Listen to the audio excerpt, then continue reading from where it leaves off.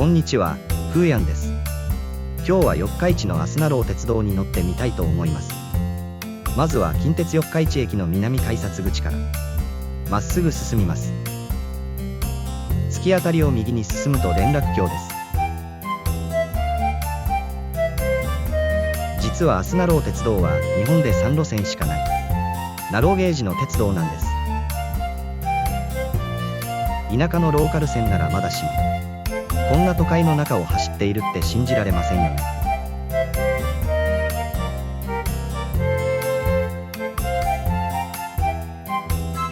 ここがあすなろう鉄道四日市駅の改札です。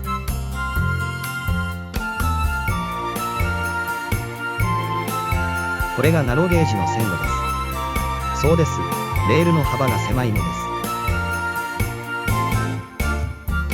乗車する前に映像を撮り忘れたので、終点の宇都部駅で撮影した映像です。小さくて可愛いですね。最近ボディもリニューアルしたので綺麗です。乗ってみるとさらに違いがわかります。めちゃ幅が狭いです。よく見ると背もたれについている手すりがハート型なんです。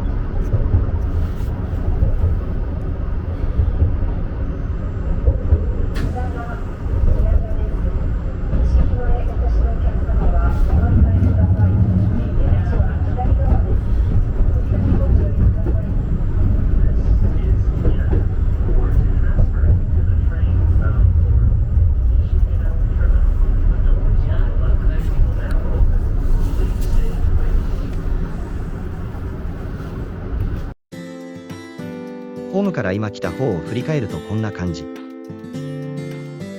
確かに分岐してますね。駅の手前から他の電車を見てみました。宇都部方面の電車がホームに入ると、八王子線から来た電車が四日市へ向かいます。こうしたナロゲージの路線で分岐があるのは全国でここだけらしいです。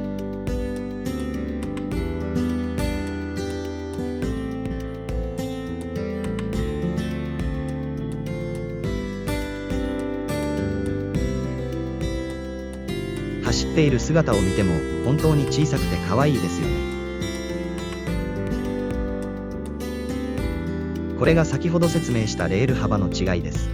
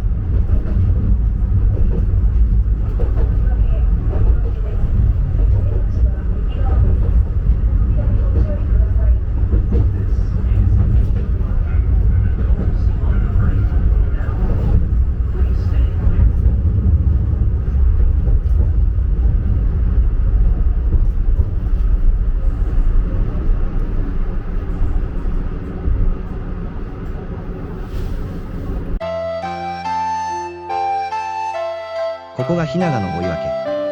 東海道を江戸からやってきて、ここから京都方面と伊勢方面に分かれます。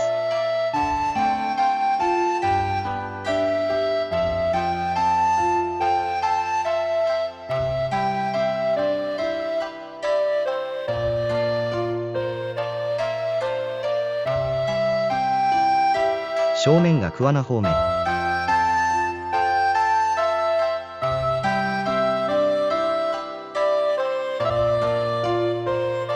こっちが伊勢街道。こっちは京都に向かう東海道です。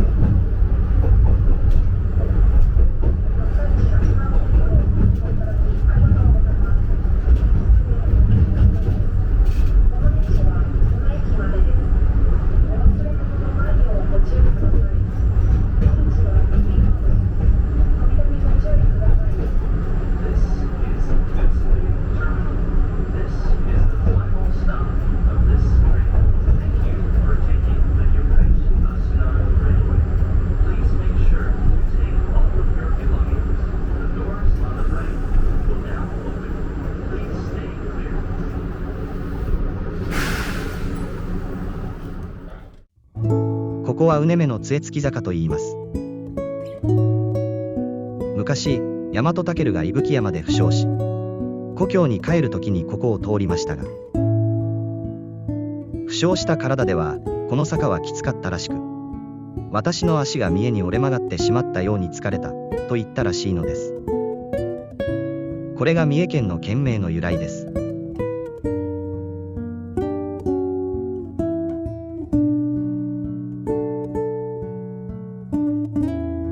実際のところそこまで急坂ではないのですが、何せ亀山では息絶えたくらいですから、この坂でも答えたんでしょうね。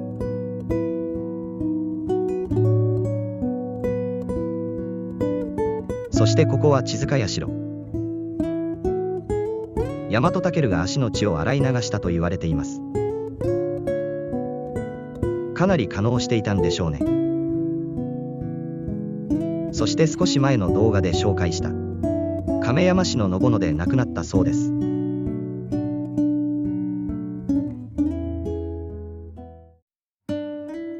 ここは八王子線の終点西日野駅です。なぜ八王子線なのに八王子の名前がないのか不思議ですよね。実は1974年まではこの先も線路があって終点が八王子駅でした。これが昔の室山駅と八王子駅です。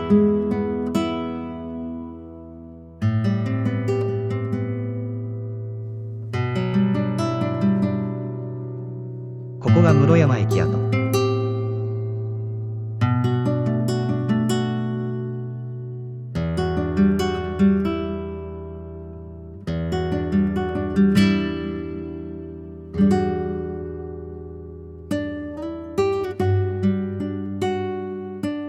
なぜ西日野駅より先が廃線になったかというと、1974年の夏に今でいうゲリラ豪雨があり、隣に流れている天白川が氾濫して八王子線の線路は壊滅的な被害を受けました。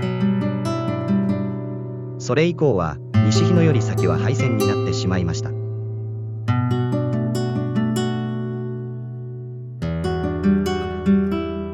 この辺りが八王子駅跡のようです。